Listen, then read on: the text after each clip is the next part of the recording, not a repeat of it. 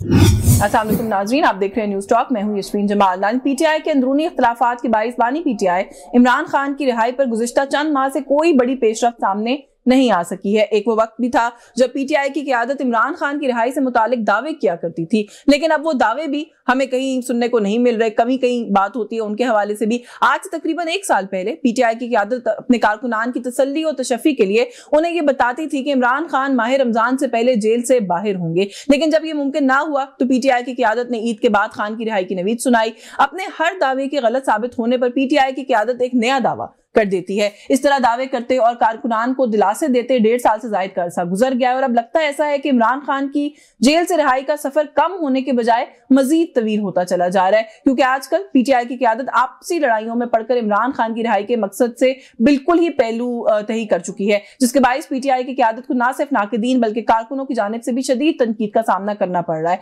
और शायद इसी तनकीद के बाइस पीटीआई की क़यादत जेल से इमरान खान को रिहा ना करवाने का मलबा इल्जाम तराशियों की सूरत में एक दूसरे पर डाल रही है। हाल ही में पार्टी से बेदखल किए जाने वाले शेर अफजल मरवत पार्टी की क़यादत पर इंतहाई संगीन इल्जाम आयद कर रहे हैं। शेर अफजल मरवत, जिनको पार्टी डिसिप्लिन के नाम पर पार्टी से निकाला गया है, अब वो बिना किसी पार्टी डिसिप्लिन को खातिर में लाए चंद पीटीआई रहनुमाओं पर इमरान खान के साथ मुखलिस ना होने के इल्जाम के साथ साथ माली करप्शन का भी इल्जाम आयद कर रहे हैं। जिस वक्त पार्टी को मुत्तहिद होकर इमरान खान की रिहाई के लिए भरपूर जोर लगाना चाहिए था, ऐसे वक्त में पार्टी भरपूर किस्म के अंदरूनी इख्तिलाफ का शिकार नजर आ रही है। और ये भी देखने में आ रहा है कि जो भी ग्रुप बंदी हो रही है वो एक दूसरे पर यही इल्जाम लगा रहे हैं कि दूसरा ग्रुप ये नहीं चाहता कि इमरान खान साहब बाहर आ जाएं, क्योंकि उनके कोई इंटरेस्ट हैं जो कि इमरान खान साहब के जेल में रहने से जुड़े हैं। तो पाकिस्तान तहरीक इंसाफ कि आने वाले दिनों में क्या सिचुएशन होगी, थोड़ा सा इस पर भी बात करने की कोशिश करेंगे। जहां पर एक तरफ इतने इख्तिलाफात हैं, वहीं पर ऑपोजिशन के ग्रैंड अलायंस की बातें भी हम सुन रहे हैं। तो पहले अपना अलायंस तो ये बना लें, उसके बाद ग्रैंड अलायंस बनेगा, ये भी एक सवाल है।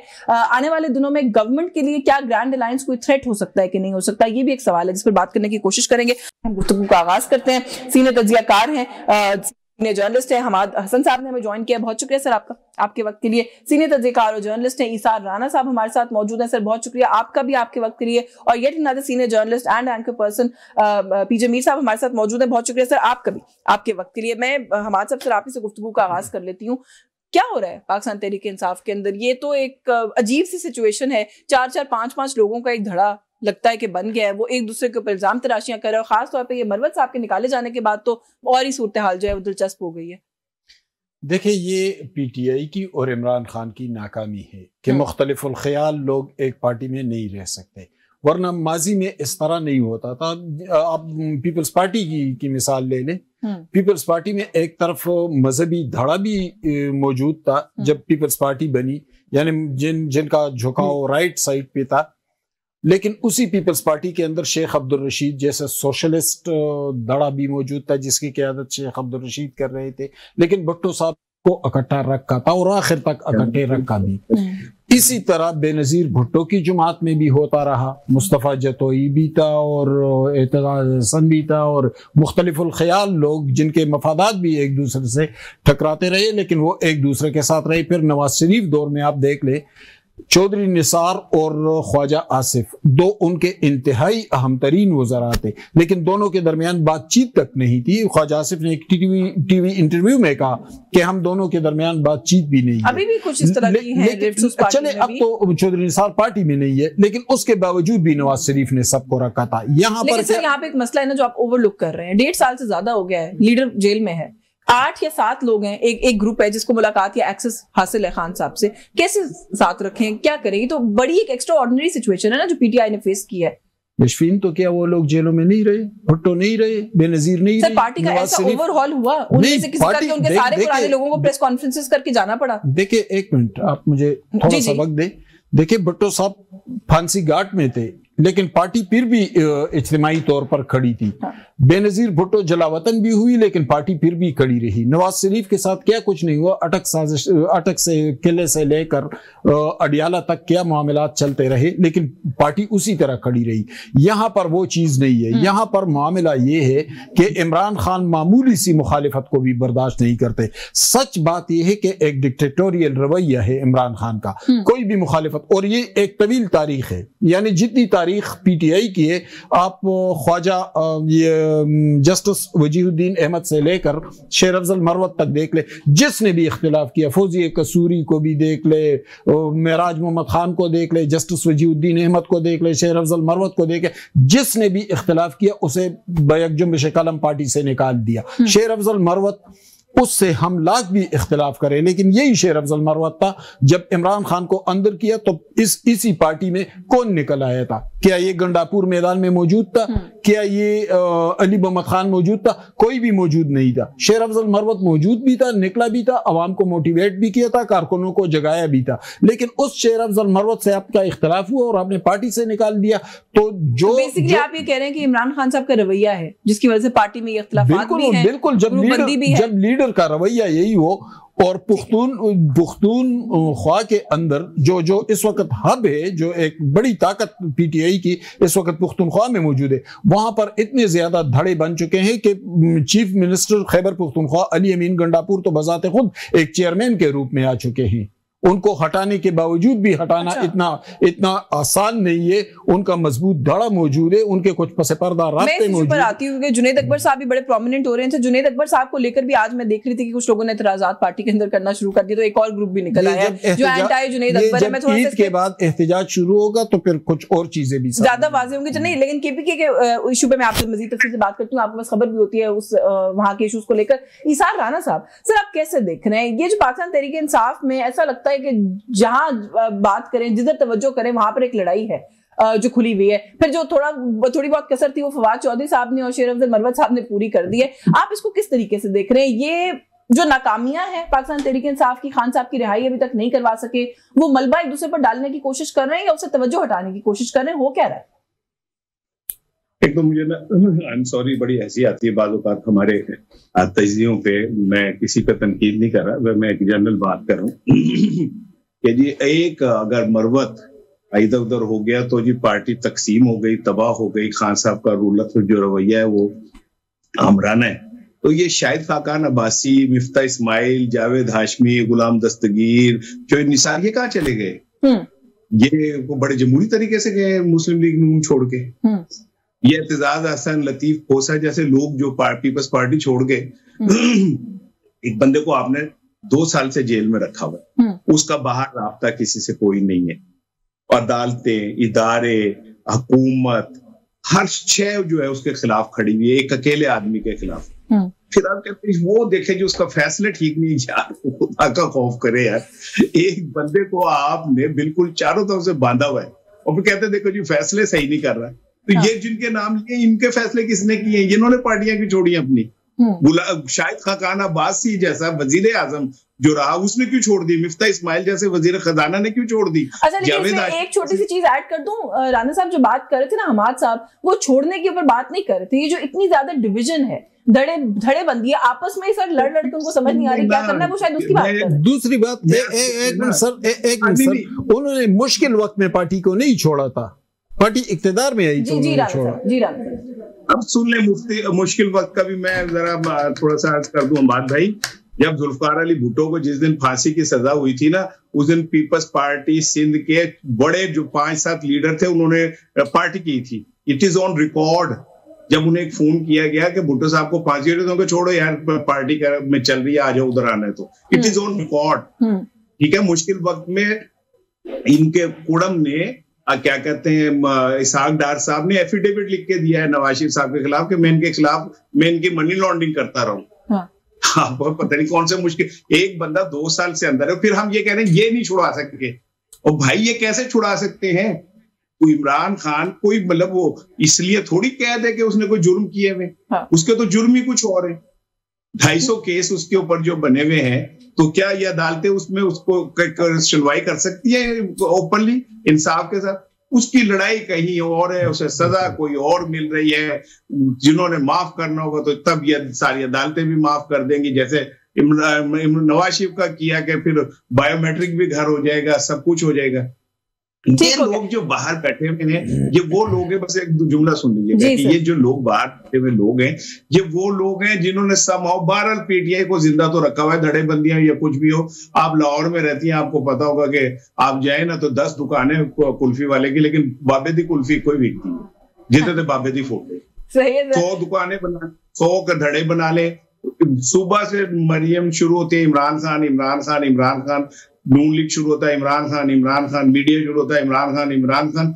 आप उसको कैसे माइनस कर सकते हैं? बिल्कुल ठीक है। वैसे मैं इस्लामाबाद में रहती हूँ, but I do take your point, आप बिल्कुल ठीक कह रहे हैं। मैं जरा पीजे मीर साहब को गुफ्तगू में सर आपकी इजाजत से शामिल कर लूं। सर किस तरीके से आप, मैं आती हूँ सर आपकी तरफ, जरा पीजे मीर साहब को एक दफा गुफ्तगू में शामिल कर लूं। सर इन फाइटिंग को जो पाकिस्तान तहरीक इंसाफ में हो रही है, आपके ख्याल में एक नॉर्मल नेचुरल बात है, लीडर नहीं है, एक वैक्यूम है, खला है, ये तो वही बात है कि इनएविटेबल था, होना था, या आप इसके किसी और एंगल से देख रहे हैं? सर कई तो पार्टियां छोड़ भाग जाते हैं, हमने देखा है कि कौन कहाँ चला गया, कौन कहाँ चला गया।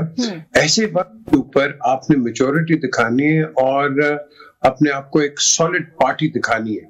तो ये जो आपस में जो बिकरिंग हो रही है, इनको ये उनमें हो रही है बाय द वे, जो कि मैं इनको कहूंगा पैराशूटिस्ट है, क्योंकि ये वहां से अपनी पार्टियां छोड़ के आए, यहाँ के उन्होंने वही अपना पैरा कमांडर्स की वो हरकत कर रहे हैं। इस तरह नहीं करना चाहिए। अब आप पूछेंगे क्यों?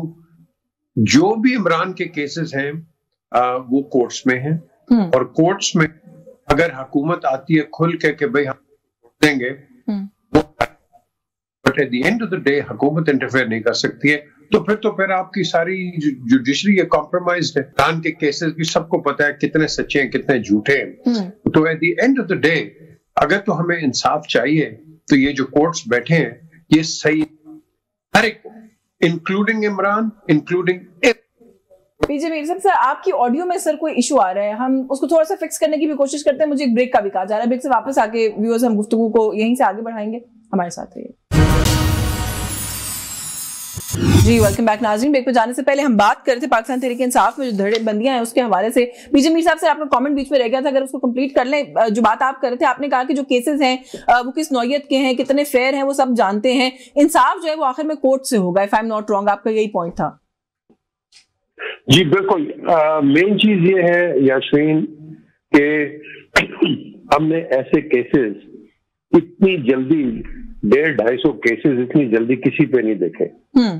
ऐसी क्या बात है इमरान खान में कि इसको 250 केसेस चाहिए थे इसको अंदर बंद करने के लिए या बिठाने के लिए? क्या वजह है, मुझे बताएं क्यों? कोई इंटरनेशनल साजिश है या इसके खिलाफ कोई दुश्मनी है किसी की?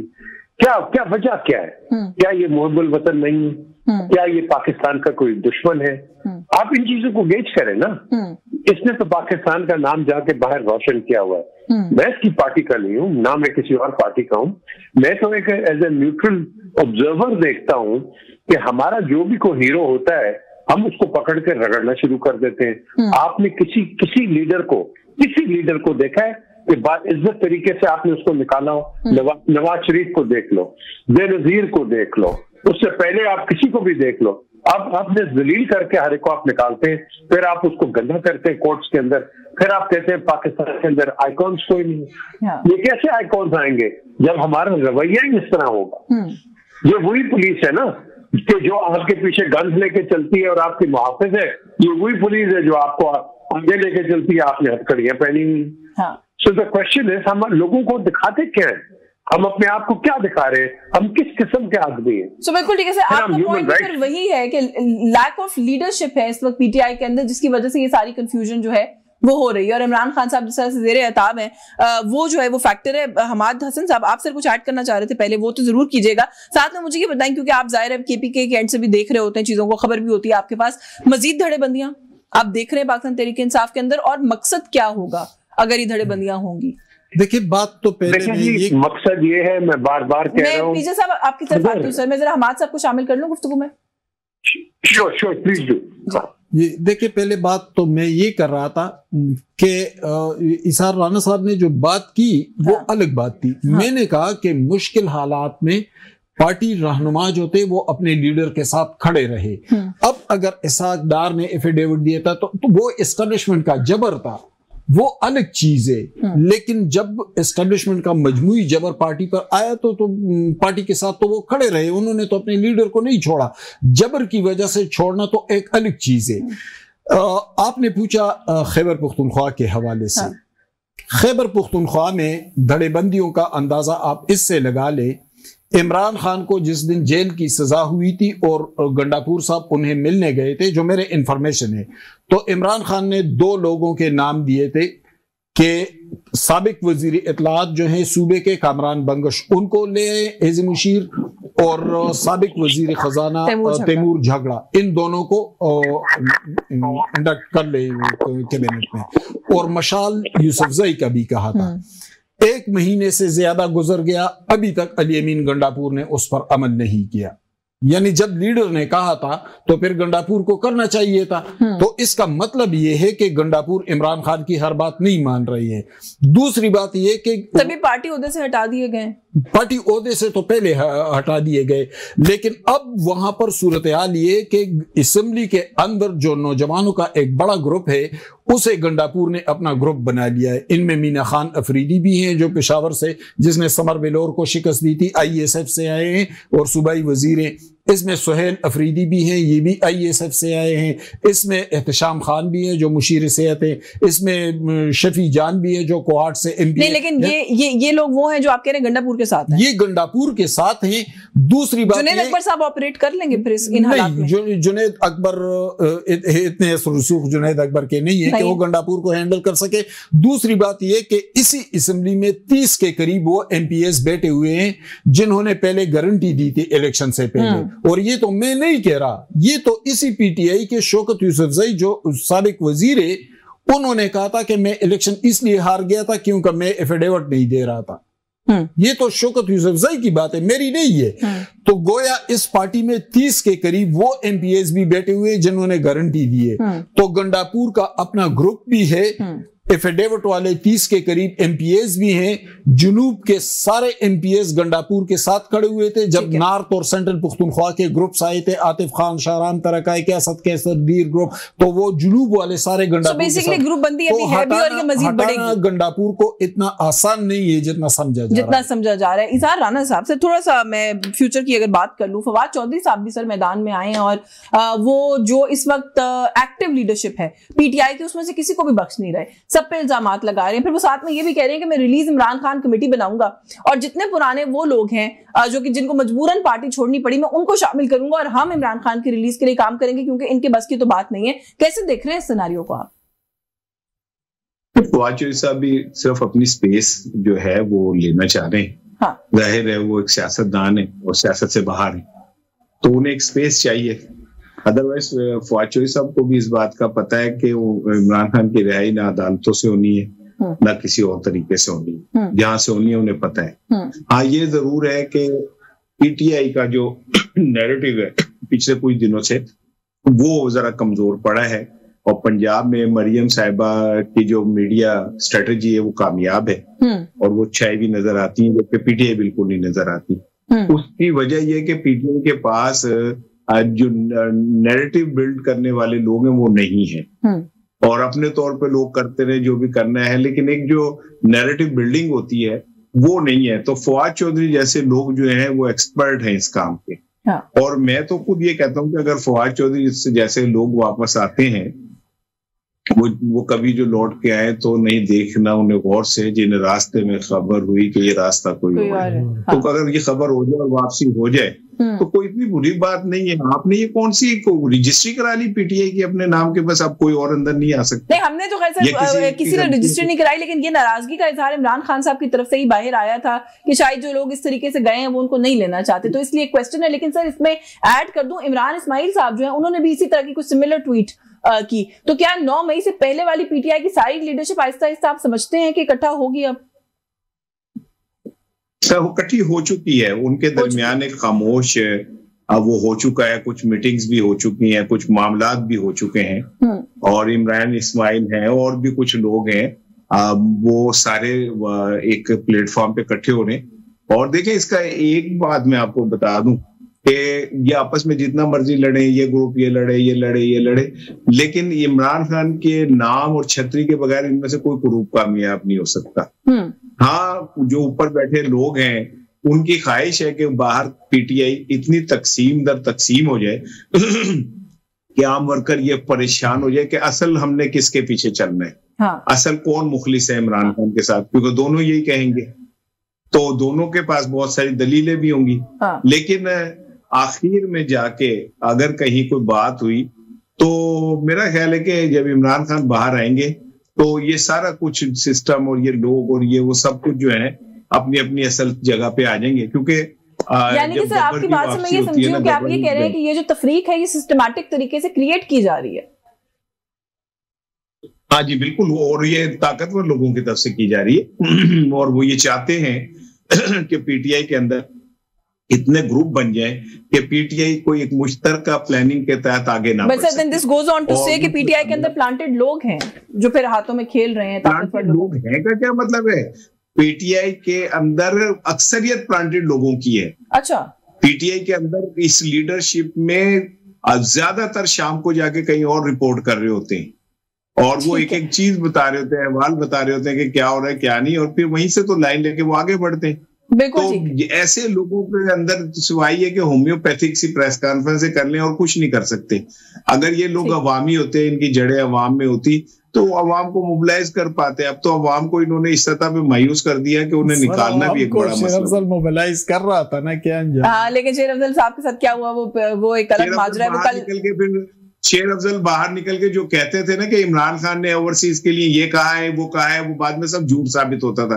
वो पता चलता था कि उस बात का बेनिफिशियरी कोई और निकलता था। सही सर, पीछे मीर साहब भी मौजूद है, उन्हें गुफ्तगू में शामिल कर लूं। सर, आप किस तरीके से देख रहे हैं इस डेवलपमेंट को? एक तो तफरीक तो है पार्टी के अंदर, वो तो उस पर हमने बात कर ली, लेकिन ये जो पुरानी लीडरशिप जो है वो कहीं से दोबारा इमर्ज करने की कोशिश कर रही है। फवाद चौधरी साहब ने कहा जी कि मैं बनाऊंगा एक कमेटी और हम करेंगे इमरान खान साहब की रिलीज के लिए काम। उसको कैसे देख रहे हैं? इमरान इस्माइल साहब, मुझे ऑलरेडी लगता है कि he is hopped on the band wagon, तो आपको लगता है कि और लोग भी आएंगे साथ पुरानी लीडरशिप में से? जो सही बात है, जिस वक्त इमरान को सपोर्ट चाहिए थी, लेकिन तुम्हारा हम बैठे अब जब वहां कोई टेरर नजर आ रही है, कोई राइट नजर आ रही है कि शायद कुछ हो सकता है लाइट ऑफ इंटरनेशनल आप कह रहे हो डेवलपमेंट्स, तो सब आ जाएंगे। बात ये है कि चलो आप आ जाओगे, आप एक कमेटी बना रहे हो, वेरी गुड बनाओ। इस पार्टी ने ये कहा है कि हम एक ऐसा भी प्लान देंगे कि लोगों की मैशत कैसे बेहतर होगी, आपके एम्प्लॉयमेंट पे क्या होगा, एजुकेशन सेक्टर में क्या होगा, एनवायरमेंट पे क्या होगा, ये कोई प्लेटफॉर्म में दें। किस तरह से इमरान भी रहेगा पाकिस्तान के अंदर एक आदमी को अपना घर करना है, क्या इमरान भी शायद आपकी पॉलिटिक्स आएगी, हम बिल्कुल उसको सपोर्ट करो, आपका फर्ज बनता है। But at the end of the day, work like a political party. Don't work on individuals. इतना भी नहीं चाहेंगे कि भाई तुम आवाम की भी खिदमत करो तो मेरे लिए भी मुहिम रखो आगे। जब आप बिल्कुल एक वन वे ट्रैक पर जाओगे तो वहां भी कहेगी वो हम ये तरह का नाम की बात कर रहे हैं, हमारी बात कर रहे हैं। आपको पता है मुझे एक ब्रेक का भी कहा जा रहा है। ब्रेक से वापस आके व्यूअर्स हम गुफ्तगू को यहीं से आगे बढ़ाएंगे, हमारे साथ रहिए जी। वेलकम बैक नाज़रीन। हमाद साहब, पुरानी की आदत आपको वापस आती हुई नजर आ रही है पाकिस्तान तहरीक इंसाफ की? तो उससे कोई फायदा होगा, ये भी एक सवाल है। फवाद चौधरी कह रहे हैं कि पुरानी की आदत को साथ लेकर इमरान खान को छुड़वाएंगे। तो फिर ये पुरानी की आदत भाग क्यों रही थी? उसका भी वो जवाब दे रहे हैं। चौधरी साहब ने जवाब दिया, उन्होंने कहा जी इनमें से कोई भी ट्रेंड दहशतगर्द नहीं था। टॉर्चर बर्दाश्त करने का मादा हर इंसान का फर्क होता है, जब होता है टॉर्चर तब पता लगता है कैसे होता है। तो मजबूरियों से भागे हैं लोग, मजबूरियों से भाग गए। उन्होंने कहा सियासतदान थे ना, कोई ट्रेंड मिलिटेंट्स तो नहीं है। मजबूरियों से भाग गए थे। ये देखिए, ये लॉजिक नहीं है जो बात वो कर रहे हैं। फिर सियासत ना करते, फिर कोई और काम करते। वैसे एक सवाल मैं पूछ रही हूं फवाद चौधरी साहब से सवाल नहीं सर, क्योंकि देखिए ना आपने इतनी पॉलिटिक्स कवर की है इस मुल्क के अंदर, आप पुरानी हिस्ट्री भी जानते हैं, बहुत कुछ फेस किया है सियासतदानों ने, इसमें कोई दो राय नहीं है। जो कुछ अब हुआ है बहुत से लोग इत्तेफाक करते हैं कि अनप्रेसिडेंटेड था जो पीटीआई ने फेस किया। बिल्कुल नहीं, मैं इत्तेफाक नहीं करते। इमरान खान ने 1.5 साल जेल काटी है, खान अब्दुल गफ्फार खान ने 37 साल जेल काटी है, GM सैयद ने 20 साल से ज्यादा जेल काटी है, वली खान ने 14 साल जेल काटी है, असफंदियार वली ने 8 साल जेल काटी है, मौलाना फजल रहमान ने 6 साल जेल काटी है, आफ्ताब शेरपाव ने 5 साल जेल काटी है, अकबर बुगटी ने 4 साल जेल काटी है, आसिफ जरदारी ने 11 साल जेल काटी है, नवाज शरीफ ने 2.5 साल जेल काटी है। ये क्या बात है कि बहुत मुश्किल, या इस मुल्क के मुंतखब वज़ीर आज़म फांसी हो चुके हैं, जलावतन हो चुके हैं, क्या कुछ नहीं हुआ है। एक गलत तासुर है कि इमरान खान सबसे आसान जेल काट रहे हैं। वो 90 फुट में काट रहे हैं यशफीन, वो 90 फुट में काट रहे हैं। वो लोग 4000 इंची डाइनिंग टेबल जितनी जगह पर वो सालों सालों पड़े रहे। जो कारकुनान के साथ हुआ पीटीआई के, वो भी पहले होता रहा, जो दूसरी लीडरशिप के साथ हुआ सेकंड ईयर, वो भी होता रहा। इससे पहले पीपल्स पार्टी के कारकुनान नजीर अब्बासी और दूसरे फांसियों पर चढ़ गए थे। ये कौन सी बात है कि ये मुश्किल, सबसे आसान सर जाने तो इनकी भी गई ना, गोलियां सड़कों पे 26 नवंबर आपके सामने है, बहुत सारे लोगों के घरों में छापे, कौन कौन सी मिसाल दें आप? उसका भी जवाब है ना। 26 नवंबर को सर एक मिनट, 26 नवंबर को क्या हुआ था? 26 नवंबर को इन्होंने कहा सैकड़ों लाशें हैं। हाँ। मैंने कहा कि मुझे सैकड़ों लाशें दिखा दे, 12 से कम है, उसमें आधे से ज्यादा सिक्योरिटी फोर्सेस के लोग थे। ताजुद्दीन की लाश थी, ताजुद्दीन के लवाहिकीन ने कहा कि ये अपने ही जुलूस में एक अहम खातून का नाम लिया कि उनकी गाड़ी की टक्कर से हुआ। दूसरा तारिक अली की लाश थी, जो शांगला का रहने वाला 24 साल का नौजवान था। वो 26 नंबर पर गोली का निशाना बना। 26 नंबर पर तो सिक्योरिटी फोर्सेस वाले थे ही नहीं, वो तो इधर थे, वो तो इधर फिर वाक़या हुआ। देखिए अगर यशफीन आप ये बात करेंगी कि इमरान, वो कहते हैं कि इमरान खान ने सबसे सख्त जेल काटी है। यहाँ पे मेरे 2 सीनियर्स बैठे हैं, इसार राना साहब भी है, पीजे मीर साहब भी है, वो तारीख को मुझसे बेहतर जानते हैं। यहाँ पर सियासतदानों ने जितने मुश्किल तरीन मुजाहिमत का सामना किया, इमरान खान उसका अश्रेशी मैं तो नहीं कह रही कि इमरान खान साहब सख्त जेल काट रहे हैं, मैं ये नहीं काटना चाहिए। मैं इमरान के जेल का भी मैं ये सवाल करना चाहती हूँ कि सर माजी में किसी के साथ ज्यादती हुई है तो क्या वो जारी रहेगी? हमने आगे नहीं बढ़ना चाहिए, नहीं होनी चाहिए, किसने कहा है कि होनी चाहिए? लेकिन सियासतदानों को भी अपने मसल्स दिखाने चाहिए, जमहूरियत की तरफ बढ़ना चाहिए। इसी इमरान खान ने जब डिक्टेटर मुशर्रफ, देखिए जिनके हाथों इसके साथ हुआ ना, जब उसी डिक्टेटर मुशर्रफ को जस्टिस वकार सेठ ने फांसी की सजा सुनाई तो इमरान खान मुशर्रफ की हमायत में खड़ा हुआ था और उसी वकार सेठ को नीम पागल आदमी कह रहा था। यही इमरान खान मजबूत कर रहा था ना। हम उस वक्त भी चीखते रहे कि भाई आईन और कानून को मजबूत बनाए, पार्लिमान को बालादस्त बनाए, जमहूरी अकदार को मजबूत बनाए, लेकिन वो कर रहे थे, वो तो कह रहे थे कि मैं मोर्चे काट दूंगा, मैं फला को जेल में डालूंगा, फला को फांसी लूंगा, वो तो ये कह रहे थे। अब खुद भी भुगत रहे हैं। चले मेरे coming back to my question, जो पुरानी लीडरशिप है वो वापस आती है, आप देख नहीं रहे, या आपके ख्याल में उसके आने का कोई फायदा नहीं है? पुरानी लीडरशिप पीटीआई की, वो लोग अगर मजबूत होते तो वो पार्टी से मुश्किल वक्त में भागते। वो और इमरान खान को छुड़ाने इमरान इस्माइल आएगा, उस्मान बुज़दार आएगा। वो तो बुज़दार साहब के बारे में तो और खबरें चल रही हैं, वो तो कोई सुल्तानी गवाह बनने की खबरें, वो लोग फवाद चौधरी एक ड्रामा कर रहे हैं, ड्रामे से निकलेंगे, हकाइक की तरफ आ जाएंगे, फवाद चौधरी ड्रामा करें। बिल्कुल ठीक हो गया। इसार राना साहब, थोड़ा सा अगर गुफ्तगू को आगे बढ़ा लूं सर, आपस की इनफाइटिंग, एक पुरानी पीटीआई का एक अब लगता है कि एक री इमर्जेंस कहीं ना कहीं किसी हद तक हो रही है। इस सब के बीच में सर एक ग्रैंड ऑपोजिशन अलायंस बनाने की बातें भी हो रही हैं। अपना हाउस इन ऑर्डर नहीं है, ग्रैंड ऑपोजिशन अलायंस कैसे बनेगा, और बन गया तो क्या करेगा? पहले मैं ना बात भाई की बात को आगे बढ़ाता हूँ। जी। लेकिन अगर माजी में सियासतदानों के साथ इस तरह हुआ तो गलत हुआ। बिल्कुल। और वो अब्दुल गफ्फार वली खान साहब हो, जेएम सैयद हो, जिनके साथ भी इस तरह हुआ, बहुत गलत हुआ। लेकिन मेरा सवाल है, क्या उनपे भी 250 मुकदमे बने थे? क्या उनकी बीवियों के भी ऐब निकाले गए थे? क्या उनकी भी पर्सनल जिंदगी को निकाल के उनको रुस्वा करने की कोशिश की गई थी? क्या उनकी बीवियों को भी 7-7, 8-8 साल कैद हुई थी तोड़ने के लिए? वो कह रहे हैं, मैं बता दूं, जवाब ले लूं मुख्तसर सा।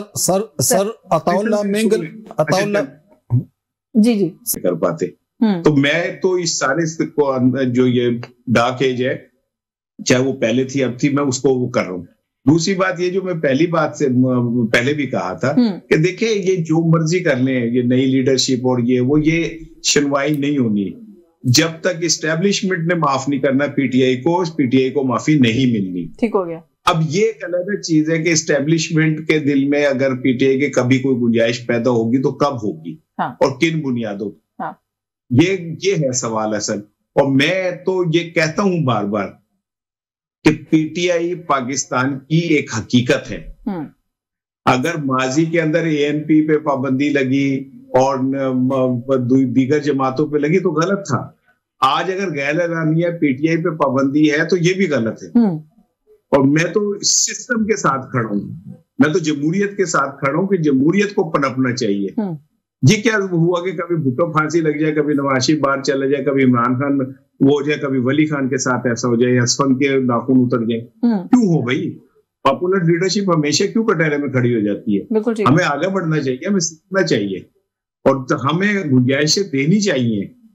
ग्रैंड ऑपोजिशन अलायंस, क्या उसकी सक्सेस होगी? एक तो ये बात। दूसरा एक बात जो बहुत फ्लोट करी, एक मशवरा फ्लोट कर रहा है, वो ये है कि अगर उन्होंने कोई ऑपोजिशन का अलायंस बनाना ही है तो PTI कैसे बैठेगी मौलाना के साथ? माइनस मौलाना अलायंस में तो PTI बैठती हुई समझ में आती है, वरना ये बनता नहीं है कुछ मामला। आप मुझे बताएं कि अब से 10-15 साल पहले अगर मैं आपसे कहता कि पीपल्स पार्टी और मुस्लिम लीग नून एक ही ट्रक पे बैठेंगे तो आपने मान जाना था? आपने कहना था मुमकिन ही नहीं है, ये तो एक दूसरे के दुश्मन है, मौला जट नूल ही ना थे ये तो। ये तो गंडासे निकाल के खड़े हैं। तो इकट्ठे नहीं हो गए। तो जो पॉलिटिक्स है वो पॉसिबिलिटीज का नाम है, गुंजाइशें बनाने का नाम। बिल्कुल ठीक है। मैं इसी पे मुझे इजाजत है, इसी पे कमेंट ले लूं जरा हमाद साहब से। हाँ जी, मेरे पास वक्त थोड़ा सा कम है जी। हमाद साहब देखिए, जो सवाल आप कर रही है, मैं तो जो डायनेमिक्स हैं, जो ग्राउंड रियलिटीज है, मैं उस पर बात करूंगा। देखिए, मौलाना फजल रहमान, एक तो उनकी सियासी कुव्वत वो नहीं रही। ये बात थोड़ी देर पहले एक और शो में भी यही सवाल हुआ था। उनकी सियासी कुव्वत वो नहीं रही, उसको PTI ने हड़प कर लिया है बहुत हद तक, क्योंकि उनकी सियासी कुव्वत पश्तून बेल्ट में मौजूद थी। और वहां पर मौलाना अपनी सीट हार गए, मुल्हिका जिले में उनका बेटा हार गए, दूसरे जिले में उनका दूसरा बेटा हार गए। और वहां पे उनकी सियासी कुव्वत बहुत कम है और स्ट्रीट पावर भी कम हो गई, क्योंकि हल्के में जब चीज बढ़ती है तब सियासी कुव्वत वो एक अलग मामला है। देखिए, बिल्कुल मैं चूंकि मेरा ताल्लुक पश्तून बेल्ट से है, मैं वहां के डायनेमिक्स को जो समझ रहा हूं उसी के मुताबिक बात करूंगा। पहले जो नौजवान तबकात आते थे, मदारिस में जाते थे, वो मौलाना के पैरोकार बनते थे। अब वो मदारिस में भी जाते हैं या स्कूल में जाते हैं या कॉलेज में जाते हैं, उनमें से अक्सरियत इमरान खान के पैरोकार बन गए हैं। एक तो मौलाना की सियासी कुव्वत वो नहीं रही, दूसरी इसी मौलाना के खिलाफ इसी इमरान खान की सूबाई हुकूमत ने 4 दिन पहले थ्रेट अलर्ट जारी किया है। और एक कलदम तंजीम ने भी उनका जिक्र किया है। तो मौलाना की तो जिंदगी को अल्लाह ताला ने करे कि मुश्किल कोई ऐसी खबर हमें सुनने को मिले, लेकिन उनको शदीद खतरात है थ्रेट से। इन हालात में वो किस तरह लीड करेंगे? चलिए, बस वक्त खत्म हो गया, वरना मजीद बात करती है। आपका बहुत शुक्रिया हमाद हसन साहब आपके वक्त के लिए। इसार राना साहब से thank you so much for your time. PJ Mir साहब को शुक्रगुजार है, प्रोग्राम में उन्होंने वक्त दिया न्यूज टॉक से। आज के लिए बस यही कुछ, मुझे इजाजत दीजिए। अल्लाह हाफिज।